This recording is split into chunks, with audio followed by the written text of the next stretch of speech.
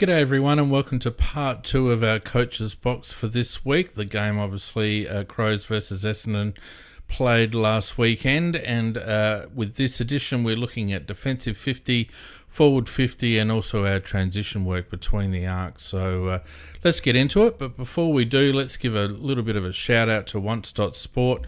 Of course, Once.Sport support our podcast with their sports analysis software. It's a fantastic piece of kit, as I keep mentioning, not only for junior clubs and amateur league clubs, not only for football, but also for soccer and basketball and other sports, but also individuals like me that just like to nerd out on stats. So go ahead and have a look at it. Use CrowCast 10 in the checkout if you buy something, and they'll give you 10% off, and we thank them very much for that. All right, just a reminder, of course, we won by 60 points, 25-11 to 15-10. It was a bit of a hammering, really. And given how Essendon played against Port last night, they obviously got a bollocking after last week's poor showing. There's the AFL stats. Of course, we're diving deeper in our coach's box, but this is a bit of a reference point at least. But let's move straight into the defensive 50, okay? So I'm going to make some observations. We'll have a look at a little bit of footage, and then I'll talk about some individuals that did well in defensive 50. So look, we played very much one-on-one defence. We didn't guard space. We were very much back shoulder to them all the time. They played particularly high with their forwards, so we were able to cover behind fairly well. The way we were structured up on transition, which we'll talk about a little bit more in a minute, just forced them to kick long quite often. They did give us a little bit of trouble when they kicked deep. Draper got on the end of a couple, and Caddy as well. But more often than not, we were forcing high ball into our defensive 50 or into their forward 50, and we were able to cover it pretty well. We won ground ball in defensive 50 14-9, so we were pretty good at ground level. Michael Annie in particular was good there, and Rory Laird as well as Mitch Hinge. Of the 31 rebounds that we made, we only gave up 6 repeat entries, so we were pretty efficient at getting the ball out of 50, and we were pretty controlled in that regard too. We didn't hack kick it out. We found a mark and were able to structure up, so we didn't give up too many. And they only scored from 2 of those 6 repeats, so it didn't burn us at all. We went from defensive 50 to forward 50 16 times, so 16 times without them interrupting our chain of disposals. And of those 16 times, we scored 5 times, so a pretty good result there. And Crows fans are very pleased to know that we mixed up the kick-ins. We didn't go long and to the right every time. In fact, probably 50% to the left, and a little bit short as well, probably 4 or 5 short. So we are looking, I think more or less we're just trying to control the ball, so kicking long to a contest doesn't really suit us anymore, and we were hitting up shorter targets quite regularly. All right, let's have a look at a little bit of footage, and then I'll talk about some individuals. So as you can see here, this is all about the space we're creating, and you can see there's quite a few players on the dead side of the ground, not making any run to go to the fat side. And we've, the big thing in footy is you only need to be in the space where the ball's going at the moment the ball gets there, and we've been very good at that here, where we've kept the space open where we want to be. And the only time we're in that space is when the ball gets there, and as a consequence, we've got everyone moving in the same direction.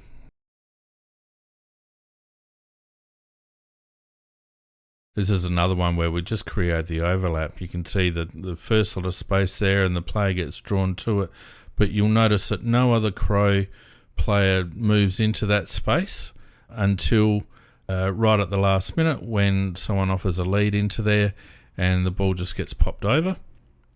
And you can see that draws the Essendon player, but instead of that Crows player to the right just moving into the space, he takes his man away from the space. You can see Geordie Dawson just up the top of the screen there. He's going to run in and fill up that space. All right, so there were a few standouts. Nick Murray was pretty good. pretty solid. He was our best tall defender by far.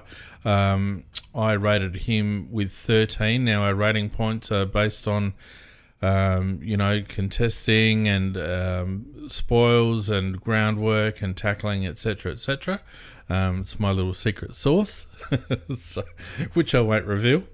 But it's designed to basically try to give every player on the ground credit for the job that they're supposed to be doing. And Nick Murray did his job superbly. Max Michaelani did pretty well too. He pushed up the ground a bit. Max, just following his forward, as I mentioned, they played very high, and our defenders found themselves, up on the wing quite regularly. Max did pretty well. And the three runners, Miller, Hinge and Laird, all did really well. Laird, very good behind the ball, initiating transition. Mitch Hinge was just strong through it all day, laid a couple of great tackles, burst through a few times, and I really enjoyed his game on second look.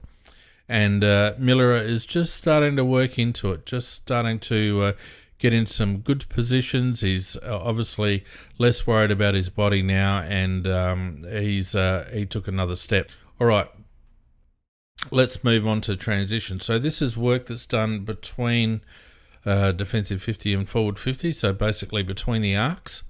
And as I mentioned, Essendon's high press and just their desire to compress the ground was the main reason we scored so heavily off turnover. The ground was very small. They made it small. I don't think that was a tactic on our behalf. We're pretty much one-on-one. But as a result, our better work at ground level, we're more intense at ground level. We're able to turn the ball over in dangerous spots and get the ball back in, or at least stop their thrust forward quite often. We rarely changed lanes on transition. It was very, very noticeable. And the times that we did change lanes or try to switch, half the time it came unstuck. We're obviously playing very risk-averse football at the moment, but we're not kicking long down the line. So that's the difference. We're still going down the line, but we're hitting up targets rather than just bombing long down the line, and that's the main difference. We move the ball by foot, obviously. Everyone that watched the game would have seen that we move the ball by foot. It's very much a shuffle pattern, so players move up, they move out, players move up, they move out, players come across, they move out. So it's very dynamic, which makes it very difficult to defend. And again, all across the ground, but in transition as well, we won ground ball about 3-1. So we were far more intense than they were. They seemed to... their midfield group played with a lot of intensity, but then their intensity fell away substantially outside of that core group of 4 or 5 players. And Brad Scott wouldn't have been happy with that, because obviously you need a full team applying pressure if you're going to stop a team like Adelaide. We tended to favour shallower entries going into forward 50. Ratio there, 35 shallow, 26 deeper. And we hit lead-ups about 19 times. And after quarter time in particular, we only went deep to a contest about 6 times. So it was a concerted effort. And again, you'll see in a minute when I show you the footage of our forward 50 entries, we weren't opening ourselves up at all. We were hitting the corners, we were hitting the 50 marker on the arc. We weren't often going, unless it was a clear lead and a clear open play. We were very much sticking to the 45 degrees, and that's obviously to protect the rebound. It's much easier to defend if you're coming in from one side of the ground. As soon as you open up the face of goals, it's very attacking, but you also leave yourself wide open to getting burnt on the turnover. So we're obviously playing a very concerted defensive or conservative, I wouldn't say defensive, but conservative game at the moment. As I mentioned before, Essendon just didn't work hard enough. Their work around ground level in general play was not good enough, and it was a complete contrast to their stoppage work. Merritt and Caldwell and Durham played really well around stoppage, but when it came to general play, they just were off it, and too many of their players were passengers and allowed us clear passage often with ground ball. And just to highlight that, I'll show, first of all, I'll just show our forward 50 entries, just to give you an idea of where we were attacking from. And then I'll just show a little bit of footage of some of the ground play, just to illustrate what I mentioned here. So, I mean, I won't talk about this too much, but you'll see from each quarter that we spent a fair bit of time coming in from the flank. We did pretty well at moving the ball up to within the 70-metre mark there, probably about, I think I worked out it was about 65 to 70% of our entries came from inside 70 metres. The green marks there are where goals occurred. Yellow is points, red is rebound, and white is just nothing much happened. So you can see, it's a fairly consistent theme. There's not much going on through the centre of the ground. The only time we went into the goal face was when it was a pretty easy lead up or an open play. But aside from that, we're quite happy to come in from the 45 and kick to the 45, and we have good shots at goal that can take advantage of that. Just with this footage here, just showing you like how we moved the ball, but how lazy Essendon were. Ben McKay was 2 metres in front of RT then, and by the time the ball got there, not only has he not touched the ball, but he's not even touched Riley. And then he just gives up. The guy in front there is not even paying attention. He ends up just running away from Riley, and the corridor just opens up. And you'll see in a moment just the slackness on Rochelle. The guy, he's not even in the picture, and he's just basically at a standstill. And if I was Brad Scott, I would have knocked him around at the following break, because that's just horrific.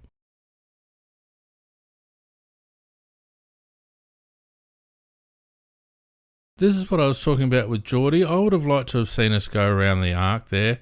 You can see we're fairly cluttered in that space, but there's a lot of room out on the other side, and I would have liked just to see us change directions. We haven't really done any of that in the last couple of weeks. It'll be interesting to see whether we do that against North, because as you can see with this, often the ball would just bounce out going into all that congestion. Geordie Dawson and Matty Crouch were prime movers through the middle half of the ground. Geordie was able to take a few marks and was kicking the ball long and got quite a few forward 50 entries. The only thing I'd say about Jordan with his forward 50 entries was that he tended to opt long to contests more often than not. I'd like to see him just drop the eyes a little bit. I know that he's got that raking left foot, and it puts pressure on the opposition when he pumps it in deep. But we were playing our tools fairly high, as I'll talk about a bit more when we talk about the forward 50, and often we were outnumbered a little bit in those deep entries, and they weren't really effective. But in general transition work, Dawson was excellent, got involved. Matty Crouch was a real workhorse in the engine room. He's turning into that, or he's really adapted himself into that conduit player. But he's also getting a fair bit of his own ball on transition as well. His work around the middle of the ground in general play was excellent, probably the best I've seen from Matt Crouch for quite some time. And as I mentioned before, Rory Laird pushed up. He was obviously quite often the player coming in behind, and he would be mopping up, and his work was quite good. Jake Soligo was busy. And Josh Worrell, as much as Josh had a bit of a dirty day in terms of his disposal, I think he had 3 or 4 turnovers, pardon me, for the day, he took some excellent marks, not so much in, 1 or 2 in defence, but also on their exits out of our forward 50. So his aerial work was really good. He just needs to tidy up on his hand skills, because I think he turned over about 4 handballs. I think 2 of them cost us a goal, but never mind, Josh. It's all about learnings, right? All right, so let's look then at the forward 50. And look, we had a great system. Our tools were coming up high, particularly Tex and Thilthorpe were coming up quite high. Tex got quite involved up the ground. He had 7 marks, 7 effective kicks, and 5 inside 50s.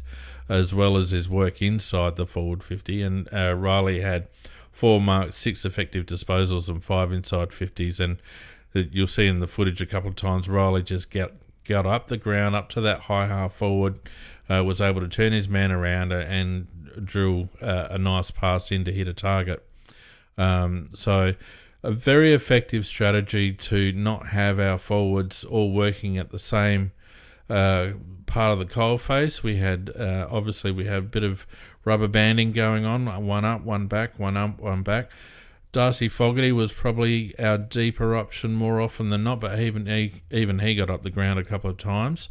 But it was a very effective strategy, and you'll notice from the footage that I show in a moment how open our forward line continually was when we had the ability to structure up and move the ball methodically down the ground. We won forward 50 ground ball 13-3, so that was a constant theme across the ground throughout the match. We just beat them at ground level. We took 8 marks on leads and 19 marks overall in forward 50. Could have been 20, but I counted 19. And not many of them were contested. So it was just, again, a situation where we were able to create space and move into the space provided. And that was because our tools were working effectively and cohesively with each other, and we didn't have 3 tools jumping for the ball. As I mentioned before, Essendon pushed up extremely high, and what that did, it allowed us to actually crowd up their exits, which meant that, it contributed to our scores from turnover because we were more effective at ground level, and because they were pushed up so high. Our defenders were around those contests as well, and we had Josh Worrell and Max Michaelani working really well in the air, Nick Murray a little bit as well. And then Mitch Hinge in particular went to work at ground level along with Isaac Cumming and a couple of others there. Alex Neil-Bullen was working up a bit as well, and working that ground ball and getting it back into forward 50. So look, it was a complete effort in terms of our forward 50 work. It's probably the best and most cohesive I've seen us work for ages, and it'll be interesting to see what happens against North Melbourne, whether Clarko decides he wants to crowd us up a bit and play a couple behind, or what he does in that regard. But certainly against Essendon, it worked a treat. We'll just have a look at a little bit of the footage here, and then we'll look at some individuals. So this is the lead up to that previous bit of footage. You can see Dan's got the ball here, and this is perfectly illustrating how we used our tall forwards. Tex drops back, and then he leads right up. At the same time, Riley's going to drop back, and he's going to double back, and Tex puts it exactly where he wants Riley to be. Riley knows exactly where it's going to go, and Ben McKay is completely bamboozled by it. That's exactly how we were using our tall forwards to create space. And here you can see it's such an open forward line, we're able to get over the back. The only tool there is Riley. The Darcy and Tex are nowhere to be seen. So yeah, it was an all played well situation up forward. Riley Thilthorpe was probably the most active. Got up the ground as well as making his presence felt at the goal face. Benny Keys, of course, an absolute live wire, and just works and works and works. And his work around stoppage is elite in the forward 50. Darcy Fogarty was really good, took a couple of good contested grabs, kicked very straight, apart from one where he just didn't have enough room. Geordie Dawson, again, with his inside 50 work, was his kicks inside 50. As I mentioned, probably just needs to be a little bit more selective about where he puts the ball, but maybe that's their plan, that when Geordie's got it, it's going deep, and that's where we head. And Tex was really, really good, worked very high up the ground, was very instrumental in our transition work, but also got back and could have got in on the end of a couple more, but his leads were countered by Riley coming across a couple of times, I think, and he politely pulled out. But a very good game from Tex. So look, overall, here's our player rankings for the match, based on my secret sauce recipe that I won't reveal at this stage. And apologies for those watching on a phone or a small tablet. That's obviously far too small, but I thought I'd put them all up there just for completeness. But here's the top 5, or it's actually a top 6 For the match, we had Geordie overall on top with 50, Matty Crouch an excellent game, 47, Jake Saligo very busy with 37, Benny Keys very influential both up forward and up the ground as well, 35.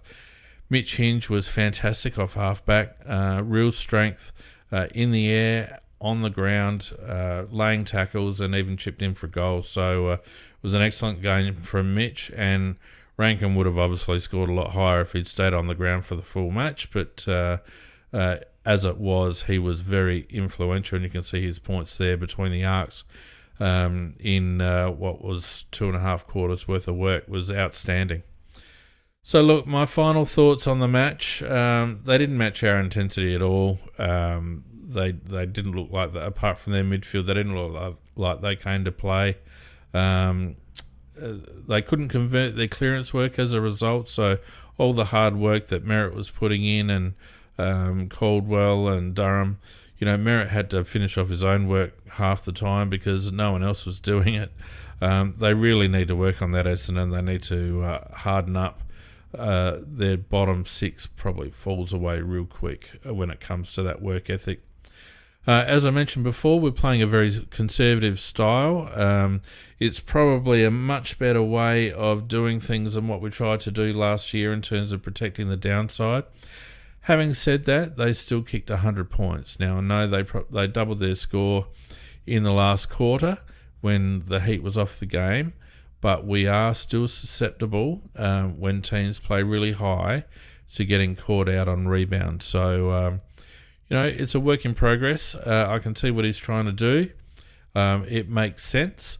Whether it's going to work for the entire season, I'm not quite sure. Teams will work it out fairly quickly. But for right now, it's quite good. It's low risk, and obviously it allows us to score heavily, so there's nothing wrong with that. I believe we need to make a bit better use of our running defenders. The ball doesn't get into their hands often enough. We leave quite a bit of outlet work to our tools, Worrell and Keane and Murray, and they can't be expected to be elite by foot. It's just not their game style. We need to make sure that one of Laird, Wayne Miller Jr., Hinge, Max Michaelani, or even one of the mids gets back behind them, and they're the ones that are doing the distribution, because a few times, particularly Josh Worrell found himself a bit tied up at times. Same with Mark Keane. It's just not it's not their game, so we shouldn't put that sort of pressure on them. And finally, look, our forward 50 work was elite, as I mentioned before. The best we've looked for a long time. I would suggest that we probably have the most powerful and dangerous forward line in the competition, and there'll be a lot of teams looking at ways to circumvent that. Obviously, supply is the biggest way of blunting its effectiveness, and we do have to pick ourselves up in terms of clearance work. And if you haven't had a look at the clearance analysis yet, there'll be a card on the video that you can click and have a look at that before tomorrow's match against North Melbourne. We will be doing a preview that'll be dropping on Sunday morning for you, doing a bit of a scouting as we do on what North Melbourne have been doing. And, I think we'll find that the game will be won and lost in the midfield. So, but more on that tomorrow morning. In the meantime, look, thanks very much for joining us. Thanks for all your support. If you've enjoyed the content and you haven't already, please like and subscribe. It really helps us out. The support that we've had is fantastic. So until tomorrow, don't forget we have the wrap too on Sunday night. The preview video will drop in the morning. The wrap Sunday night at 8:30. It's a massive day for the Crows and for CrowCast. So get around us, and we'll see you then.